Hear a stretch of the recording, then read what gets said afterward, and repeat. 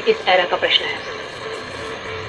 तो आज हम सिर्फ चर्चा करेंगे बालों के बारे में। तो पहले तो हम जान लें कि बाल हमें ईश्वर ने दिए क्यों थे। ये अपने स्काल्प में, सर पे, हाथों में, पैरों में, जेनाइटल्स में, चेस्ट पे, इतनी जगह पे होते हैं। पुरुषों में ज्यादा होते हैं, एक्जिला में, और फीमेल में बाल कम होते हैं। ये हमने इतना जाना है। पुरुषों के बाल ज्यादा थिक और बहुत ज्यादा मात्रा में होते हैं शरीर में।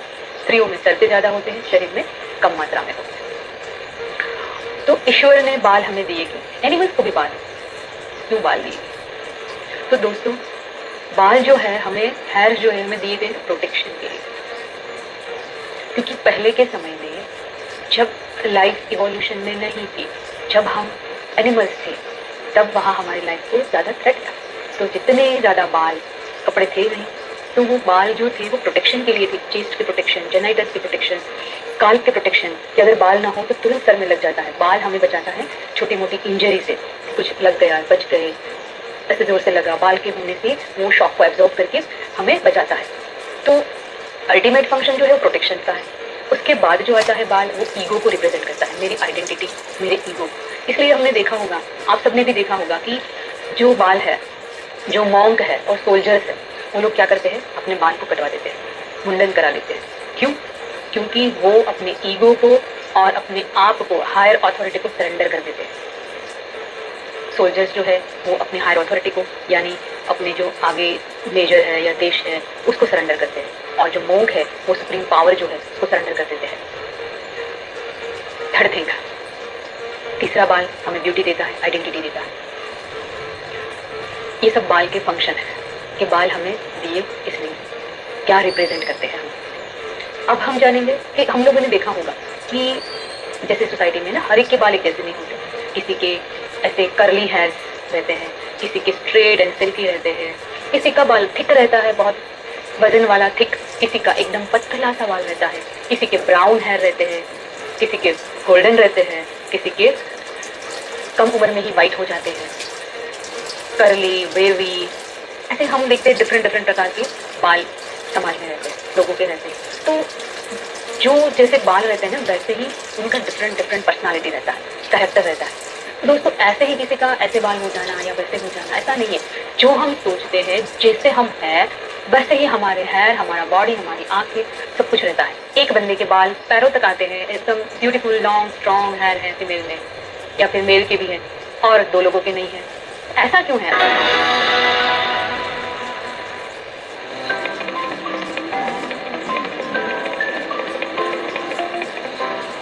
ओडिशा के झारसुगुड़ा में चांदनीमल गांव के प्राइमरी स्कूल से 5 मिनट की दूरी पर बना है धरणी गर्भ पिरामिड आश्रम।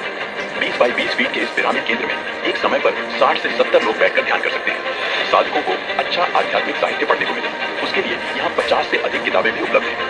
केंद्र के चारों ओर आम के पेड़ भी लगे हुए हैं, जो इसकी प्राकृतिक सुंदरता को और बढ़ाते हैं। इस केंद्र की स्थापना के बाद गाँव के लोग भी ध्यान से जुड़ने लगे हैं। यहाँ ध्यान करने से लोगों को बहुत अद्भुत अनुभव हुए हैं।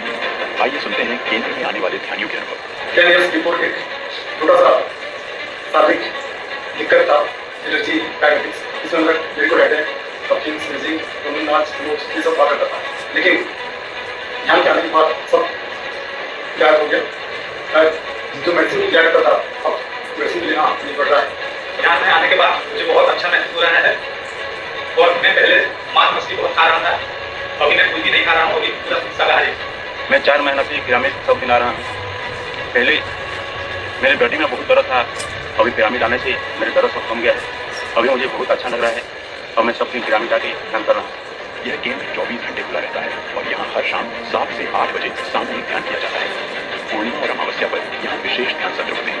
आप भी धरणी गर्भ पिरामिड आश्रम में आकर इस पिरामिड की पूजा का अनुभव कर सकते हैं।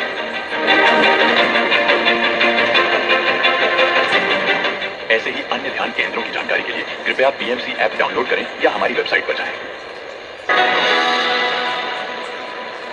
अर्ली बाल का झड़ जाना, दूसरा बाल का ब्रिटल यानी टूटना, रफ हो जाना, ड्राई हो जाना, या एक्सेसिवली ऑयली हो जाना, या फिर बाल जो है वो एक दूसरे में बहुत ज्यादा टेंगल हो जाना।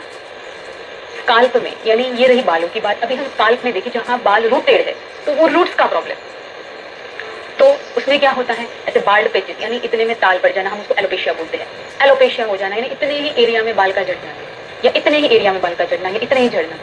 स्काल्प में डैंड्रफ ज्यादा बढ़ जाना, उसके कारण बाल झड़ना, या फिर स्किन की कोई बीमारी की सोरियासिस, सेबोरिक डर्मेटाइटिस, ये सब अलग अलग नाम है, पर होता एक्चुअली उसमें स्किन ड्राई हो जाना और बहुत ज्यादा एक्सेसिव स्कैलिंग होना। तीसरा, स्किन की कोई भी प्रकार फोड़े फुंसियां होना स्काल्प में, जिसके कारण हमें बाल झड़ते हैं। तो दोस्तों आज हम जानेंगे कि ये सब होता क्यों। जानना है ना सबको, क्यों? क्योंकि हर एक बंदा परेशान है, तो हम स्पिरिचुअल कॉज जानेंगे आज, क्योंकि बाकी सब तो हमने जान लिया है। कोई बोलता है कि पानी खराब है इधर का, कोई बोलता है कि इधर के पानी में सॉल्ट ज्यादा है, क्षार ज्यादा है, कोई बोलता है इधर का पानी कड़क है, कोई बोलता है इधर का पानी ज्यादा, क्या बोलते हैं, ज्यादा उसमें मिनरल्स नहीं है, कोई बोलेगा बहुत ज्यादा है, कोई बोलता है यहाँ पोल्यूशन ज्यादा है, कोई बोलेगा कि यहाँ पे जो रह रहे हैं हवा बहुत सूखी है, बहुत जोर से चलती है, कोई बोलेगा यहाँ धूप ज्यादा है। तो हम डिफरेंट फिजिकल कारण जो है, हमारा एटमोस्फियर कारण, उसको देखते रहते हैं, बोलते हैं यहाँ पे ऐसा है, इस पे ऐसा है। पर क्या ये सत्य है? सवाल ये, अगर एक ही सोसाइटी में एक बंदे के बाल पैरों तक आते हैं, एकदम ब्यूटीफुल लॉन्ग स्ट्रॉन्ग हेयर है फीमेल में, या फिर मेल के भी है, और 2 लोगों के नहीं है, ऐसा क्यों है? अगर पानी का इफेक्ट होना चाहिए तो सबको होना चाहिए, अगर एटमॉस्फेयर यानी पोल्यूशन का इफेक्ट हो तो सबको होना चाहिए, पर कई लोगों को होता है, कई लोगों को नहीं होता। हेरिडिटरी बालनेस जो हमारे एंसेस्टर यानी हमारे मम्मी पापा में से किसी की साइड से पुष्यों को, फादर को आई, मामा जी को आई या दादाजी को की, तो वो हेरिडिटरी में मुझे भी आई, यानी ये एक हेरिडिटरी पार्ट है। इतनी तकलीफें कम से कम हमने देखी है। तो मैंने क्या बोला, बाल क्या रिप्रेजेंट करते हैं? बाल के 2 भाग रहते हैं, एक रूट यानी उसका मूल, और एक शाफ्ट यानी जो बाल हम देखते हैं उसको शाफ्ट बोलते हैं, और एक जो है वो रूट है। तो हमारी जो दोस्तों स्किन है उसके 7 लेयर है। तो हमारा जो बाल है उसका जो रूट है वो आता है हमारे 5वें लेयर पे, तो वहां से वो वहां रूटेड रहता है, और डीप आता है 7th लेयर। तो स्काल्प अंदर से जो रूट आता है, बाल जो आता है, अगर वहीं आने में एक दिक्कत, क्योंकि वो बाल को पकड़ के क्या करते हैं, हमारी स्किन का कितना रोल है। एक, स्काल्प को हमारे जो मॉइस्ट करता है वो ग्रंथियां रहती है। दूसरा, केराटिन जो ऊपर जो बाल को ऐसे मजबूत बनाता है, बाहर से हमें वो हाथ में चिपकता नहीं है। तीसरा, जो रूट है, रूट से बाल, अगर रूट ही डिस्ट्रॉय हो जाए तो बाल नहीं आते।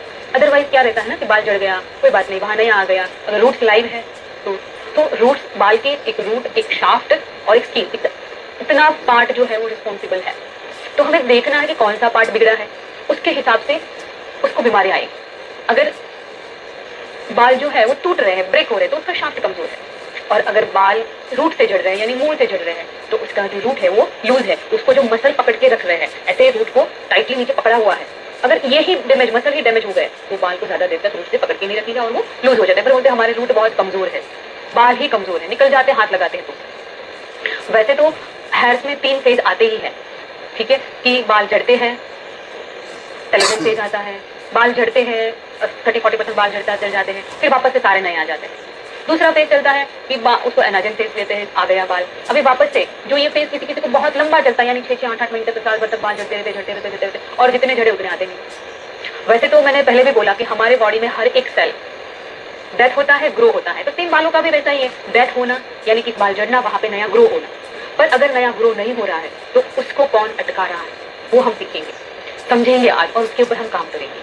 तो मैंने क्या बोला, एक प्रोटेक्शन का काम है बाल का, एक ब्यूटिफिकेशन का काम है, और एक हमारा ईगो को रिप्रेजेंट करता है। तो जब फ्रेंड्स बाल बहुत ज्यादा झड़ने लगते हैं, अगर कोई लंबी इलनेस से हम गुजरे हैं कि टाइफाइड चला, महीनों तक बुखार आया, कैंसर हुआ, या फिर कोई दवाइयाँ चली, या फिर डाइट में बहुत ज्यादा पुअर न्यूट्रिशन है कि हम लोग ठीक से जो खाना खा रहे हैं उसमें प्रोटीन नहीं है या न्यूट्रिशन नहीं है, तो हमारे बाल झड़ते हैं। तो बाल, क्योंकि ये कुछ लोग हैं जो बिलो पॉवर्टी लाइन, गरीबी में आज भी जी रहे, तो उनको इनफ प्रोटीन, इनफ न्यूट्रिशन नहीं मिलता। तो इनफ न्यूट्रिशन नहीं मिलना या और बहुत ज्यादा एक्सपोजर टू जो रेज है, बहुत ज्यादा केमिकल्स या बहुत ज्यादा रेज से एक्सपोज होते हैं, उनके बाल झड़ना ये कॉमन है। बहुत ज्यादा बीमारियों से गए हैं, बहुत ज्यादा स्ट्रेस से गए हैं, कि बहुत ज्यादा दुख में, ग्रीफ में थे बंदा, और कई टाइम तक खाना नहीं खाया ठीक से, सैड, डिप्रेस रहे, तो ये सब कौन है, हमारे बाल झड़ने के। अगर ये सारे कारण नहीं है तो और क्या कारण है? और स्पिरिचुअल कारण है कि मैं खाना ठीक से खा रहा हूँ, मेरा न्यूट्रिशन सही है, मैं कोई स्ट्रेस में अभी नहीं हूँ, ये तो आता ही नहीं है, ये हर एक बंदा स्ट्रेस में तो रहेगा ही, कौन सा स्ट्रेस है वो जानना है। बीमारी भी नहीं हुआ इतने टाइम में, या मेरी कोई ऐसी स्ट्रॉन्ग दवाइयाँ नहीं चली, या फिर कोई कैंसर या न्यूमोनिया या बड़ी लंबी कोई बीमारियाँ नहीं चली, या पेट की कोई बीमारियाँ नहीं चली कि चलो मैं खा नहीं पाया, मैं अगर ठीक से खा रहा हूँ, सब कुछ मेरा सही है, फिर मेरे बात नहीं चल रहे। खुद के लिए स्टैंड लेना है। स्टैंड लेना यानी लड़ना नहीं है, खुद को सेल्फ लव करना है। बाहर का जो प्रहार है उससे हमें क्या करना है ना, कि उससे ना भागना है ना उससे लड़ना है।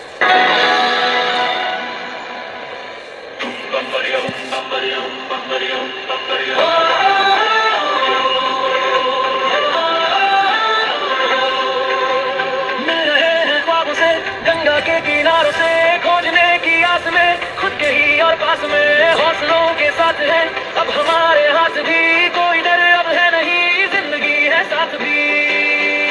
ये है ध्यान का कुंभ, महायोग ध्यान कुंभ, वैसे हम की ओर चले, प्रेम से जग रोशन करे। ये है ध्यान का कुंभ, महायोग ध्यान